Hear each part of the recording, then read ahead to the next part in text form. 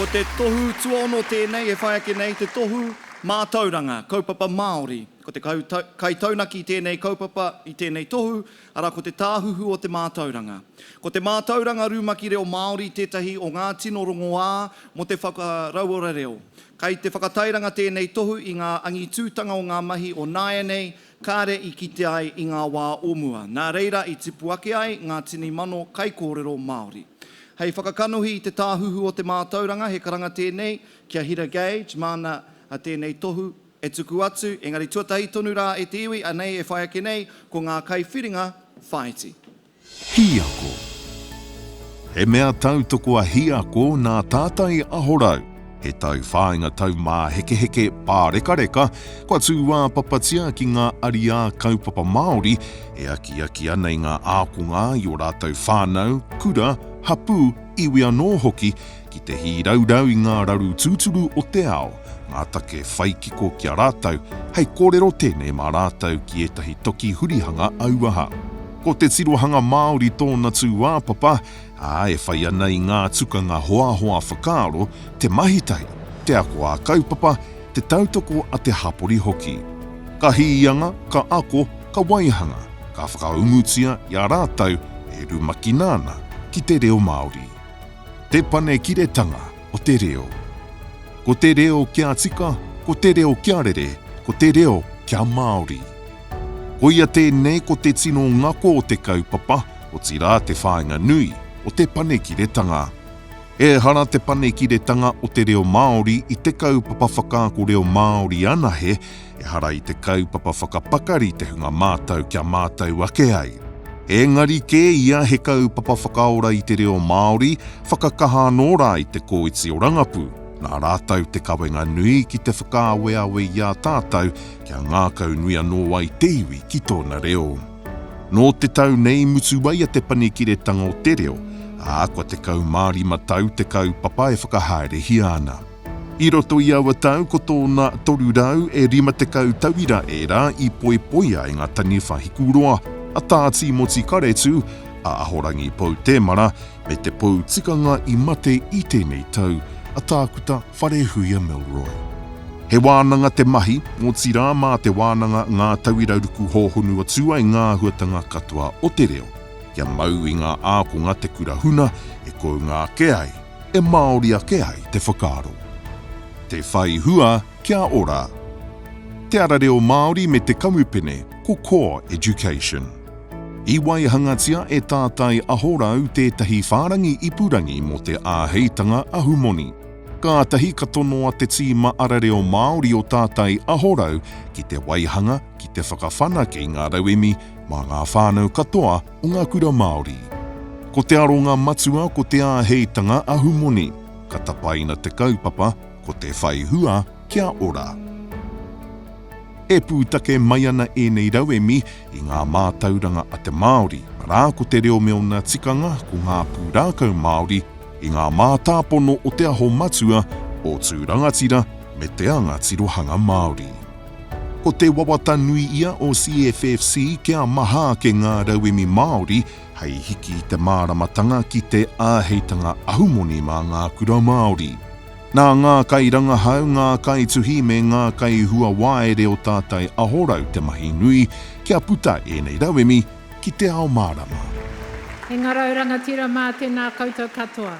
Ngā mihi nui ki ngā mana whenua o tāmaki makaurau tēnā koutou. Kei te minita a pēni tēnā koe. Kei te taura whiri i te reo Māori ngā mihi nui ki a koutou katoa. Te tāhuhu o te Mātauranga, the Ministry of Education is proud to support this award and celebrate the revitalisation and growth of te reo Māori. I wish to congratulate Te Taura Whiri Te Reo Māori celebrating 15 years of hosting such a wonderful event. I reflect on the wise words of our rangatira, Sir James Henare, ko te reo te kai pupuri i te Māoritanga, and acknowledge the importance of tonight's events to keep our reo alive, strong, kia kaha te reo Māori. Without further ado, ko te toa o tēnei tohu Te Wānanga o Aotearoa. E te whare tēnā kūta katoa, he mihi atu ana ki te kaupapa. Ko etahi ka pātai ki au, kai he te toko toru o paiwhiti. Ko te ururo tērā e tū ana hei waha kōrero mō rātai. Kao, ho eno me pēnei raua te kōrero, te whare hui e hoki mai. Hoki mai ki tō kaupapa. E wama, i te whakaro ake au, ai, kua moi, te moi te kaupapa, kua moi te kaupapa o te panekiratanga o te reo Māori. Te whare hui a tērā kua riro, a pau te mara, tā tīmoti ko ki atu, a kāti, ko rahi. Hea te take ko whakaara ki tēnei kaupapa he mea whakanui ma te motu. Māma noiho taku whakautu ki tērā pātai. Te kaumārima tau, te panekiratanga o te reo, e haere ane tōna haere. Ko rongo nei e te kōhumuhumu au etahi. Ko rongo nei e te whakawhiu au etahi. Engari kua kitea mai ai ngā pāinga. Ko ngā i ka whiro o tēnei kaupapa e tū, hara mai. Hara mai koutou i nā e tonu nei.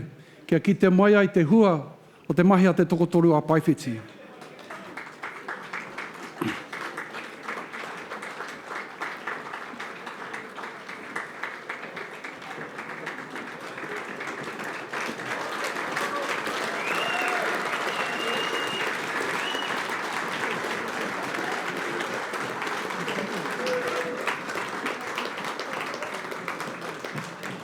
E te whare, ko tā te whare hui e kōrero, ko te whakaiti te whare o te whakaarunui. Nō reira, ko riro māku mā te uriroa rātau e mihi, māku mā te Wānanga o Aotearoa rātau e mihi, ko riro māku mā te Wānanga o Aotearoa anō rātau e whakanui. Anei te hua, tētahi paku wāhanga o te toru rau, rima te kau, kua puta i te whare o te panekiratanga o te reo. Engari, kaue a wangawanga te tau e tū mai nei. A te tau e tū mai nei he tohu hau, ka arake ki roto i ngā pakitara o te whare o te Wānanga o Aotearoa. He tohu pairua, hei whai hare i te oatia te whare hui ama. A kamutu ko te reo tōna kaupapa, tōna hohunatanga, ko ngā tikanga ko waiho tiake mā ngā iwi. Tēnā kūtau, tēnā kūtau, tēnā kūtau katoa.